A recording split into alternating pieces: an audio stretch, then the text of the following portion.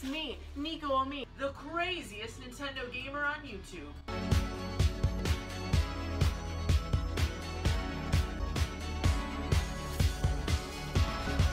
Got ya.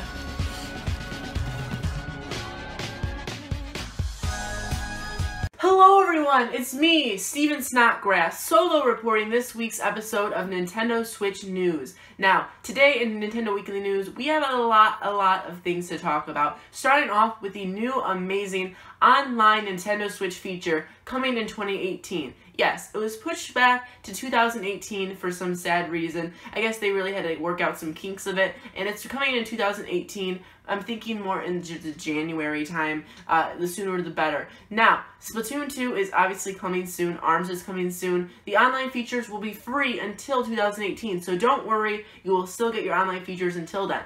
But when it does come out in 2018, it's going to cost a measly $20 a year for a subscription. That is completely budget compared to PS Plus or Xbox Live, which is triple or even more than that $20. And you're getting a lot of things off this $20 deal. Let me tell you, $1.70-something every single month for this feature. You are going to be getting online availability. You're going to play all of your games online. You're going to get discounts on your games. You're going to be able to talk through the smartphone, iPhone app, or whatever phone you have, it will work with it. It'll be this type of software that works with your Nintendo Switch to be able to communicate with others and make parties and such. It's going to be great.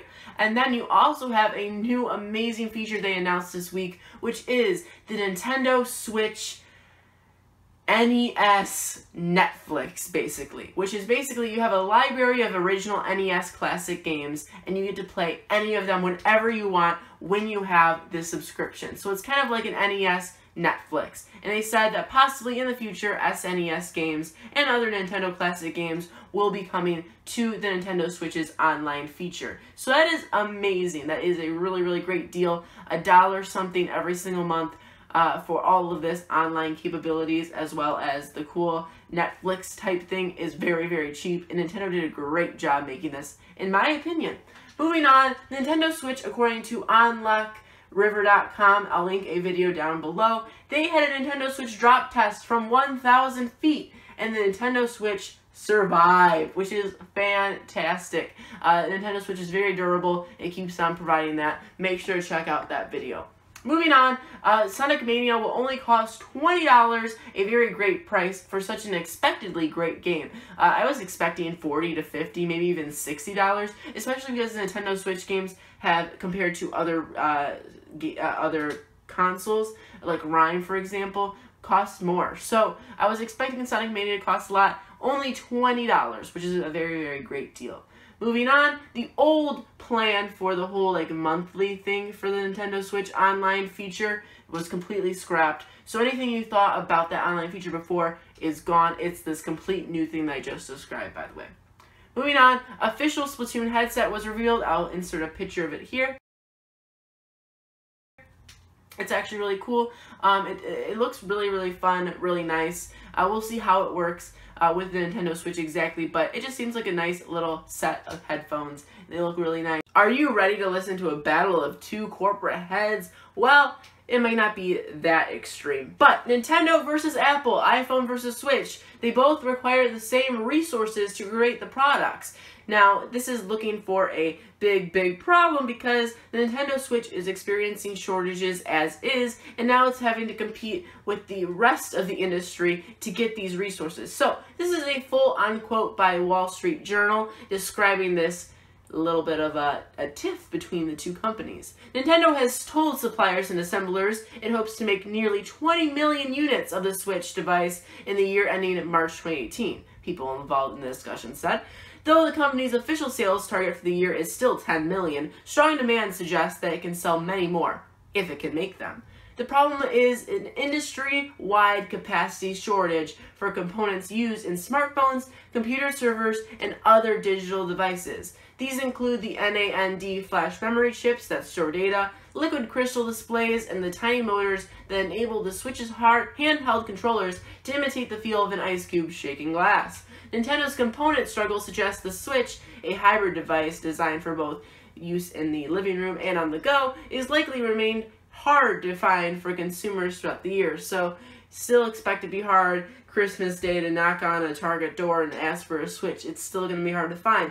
But this sort of demand versus supply is really working for Nintendo's demand curve, if you know what I mean. Normally, Nintendo could use the late summer months to deliver extra supplies to the US by ship in a preparation for holiday season, but it's looking more and more difficult now that Nintendo may consider air cargo toward the end of the year, people briefed on it thinking. Said. The company was burned by the poor performance of the Switch's predecessor, the Wii U machine, which had lifetime sales of fewer than 14 million units. But the recent good news has driven Nintendo shares price to an 8-year high, which we talked about last week. Some families are buying multiple Switch machines, treating it more like a portable, like on-the-go system rather than living room console because of the Switch's portability. So that's a good little bit of news right there. I never really thought about that. Families will be buying this like a 3DS apparently, like multiple kids. You get a Switch, you get a Switch, buying multiple per family. That actually is really cool and will work for the Switch's advantage.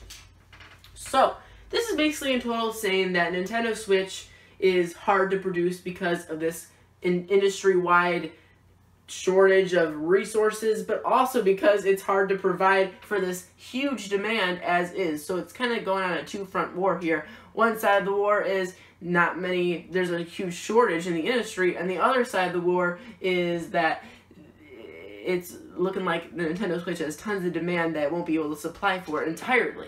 So, continuing on, I mean, that is also a positive too, because if something is so hard to find, whenever you actually find it, you're going to probably buy it because it's just so hard to find. You won't have an opportunity to buy it until you see it. So it does help, but it also does hurt. Finally, Nintendo's Kenta Nakanashi has said that if he gave a little bit of the details about this new Fire Emblem Switch game, the one that is coming out in 2018. Nintendo's Kenta Nakanashi says, "You may also know that a new Fire Emblem game is also going to be released on the Switch, and that's going to be looking beautiful with great graphics, so we hope you will look forward to that as well," which is great. I know Fire Emblem fans love their Fire Emblem games. They're very, very into it. I like Fire Emblem a lot. I'm really looking forward to this new Nintendo Switch Fire Emblem game. It's going to be great to have it on portable, great on home, the console. It's going to be great. It's going to look beautiful. It's the first console's Fire Emblem in a long, long time, right? So it's going to be great. It's going to be really, really, really great. And it's going to be beautiful, apparently. So I'd like to end it on a little bit of good news. Thanks for watching. Every single Sunday, I'm here to report the weekly long Nintendo news. So if you enjoy that, hit subscribe, and I'll see you in the next video.